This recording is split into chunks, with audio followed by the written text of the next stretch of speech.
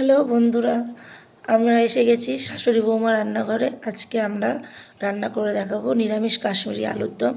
তো চলুন, আলুগুলোকে আমরা প্রথমে একটু ধুয়ে নিয়ে প্রেশার কুকারে দিয়ে দেবো। ঠিক আছে, এই যে প্রেশার কুকারে দিয়ে দিলাম। তারপরে আমরা খোলা শুদ্ধ সিদ্ধ করে নেব আলুগুলোকে। দেখুন আমাদের আলু সিদ্ধ করা হয়ে গেছে।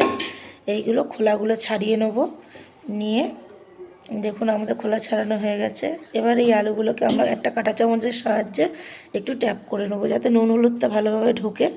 আলুগুলো আমরা নুন হলুদ মাখিয়ে নিই। এবার এই আলুগুলোকে নুন হলুদ মাখিয়ে নেওয়ার পর যে মশলাগুলো লাগবে হচ্ছে জয়িত্রী, ছোটো এলাচ, দুটো লবঙ্গ আর দারচিনি। তারপর মশলা লাগবে আদা, কাঁচা লঙ্কা, মৌরি বাটা। তো আমাদের আদা, কাঁচা লঙ্কা, মৌরি বাটা হয়ে গেছে। এবার লাগবে পোস্ত আর কাজু বাদাম। আগে শুকনো গ্রাইন্ড করে নেবো আমরা। এ দেখুন শুকনো গ্রাইন্ড করে নিয়েছি। তারপরে জল ঝরিয়ে রাখা টক দই আর দুটো কিশমিশ দিয়ে দেবো। তারপরে আমরা আবার ওটাকে গ্রাইন্ড করে নেবো। শুকনো খোলায় একটু মৌরি ভেজে নেবো। এটাকে আমরা পরে গুঁড়িয়ে শেষ রান্নায় দেবো। কোনো গরম মশলা ইউজ হবে না, এটাই ইউজ হবে। তো কড়াই তেল দিয়ে দিলাম। তেলটা গরম হয়ে গেছে। সেই নুন হলুদ মাখিয়ে রাখা সেদ্ধ আলুগুলোকে ভালো করে ভেজে নিতে হবে, উল্টে পাল্টে লাল করে। ঠিক আছে, তো চলুন আমরা আলুগুলোকে ভালো করে ভেজে নিই। দেখুন কত সুন্দর লাল লাল করে ভেজে নিচ্ছি। আমাদের আলু ভাজা হয়ে গেছে। কিছুটা আলু ভাজা বাকি আছে, সেইগুলোকে আবার ভেজে নিই।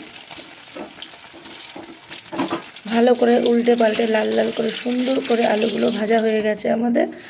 সেই তেলের মধ্যে ওই যে গোটা গরম মশলাগুলো থেতো করে আমরা দিয়ে দিলাম। তারপর আদা আর মৌরি, কাঁচা লঙ্কা ওই বাটাটা দিয়ে দিলাম। দেখুন এই আদা, কাঁচা লঙ্কা, মৌরিটা বাটাটা ভালো করে কষে তেল বেরোলে দেখুন ভালো করে, এই দেখুন কত সুন্দর তেল বেরিয়ে গেছে। তেলটা বেরোলে এবার আমরা ওই যে কিশমিশ, কাজু বাদাম, পোস্ত বাটা ওইটা দিয়ে দিলাম। তারপরে ভালো করে একটুখানি নেড়ে নিতে হবে। আর ওই যে বাটিটা ধুয়ে একটু জল আমরা দিয়ে দেবো। এই যে দেখুন, তার মধ্যে দিতে হবে আমাদের একটু নুন আর কাশ্মীরি আলুর দম, যেহেতু কাশ্মীরি লঙ্কা গুঁড়ো তো দিতেই হবে। কাশ্মীরি লঙ্কার গুঁড়ো আর নুনটা দিয়ে দিলাম। এবার একটু চিনি দিয়ে দেবো, দিয়ে ভালো করে কষে নেব। এর মধ্যে দিয়ে তেল ছাড়বে। হ্যাঁ, দেখুন কত সুন্দর আমাদের রান্নাটার মধ্যে তেল ছেড়ে গেছে। এই যে কত সুন্দর তেলটা ছেড়ে গেছে, দেখুন আমি একটু ফুটি দিয়ে তুলে দেখাবো। এই দেখুন কত সুন্দর তেলটা ছেড়ে গেছে। এর মধ্যে আমরা ভেজে রাখা আলুগুলো দিয়ে দেবো। আলুটা ভেজে নিলে কি আলুর দমটা টেস্ট হয়, সেদ্ধ করে ভেজে নিলে মনে হয় না সিদ্ধ সিদ্ধ। এবার ভালো করে আমরা মশলার সাথে আলুটা মিশিয়ে নেব, যাতে প্রত্যেকটা আলুর গায়ে মশলা লেগে থাকে। এই দেখুন পুরো প্রত্যেকটা আলুর গায়ে কত সুন্দর মশলা লেগে আছে। এবার কষা হয়ে গেছে, আমরা একটু গরম করে রাখি জল দেবো।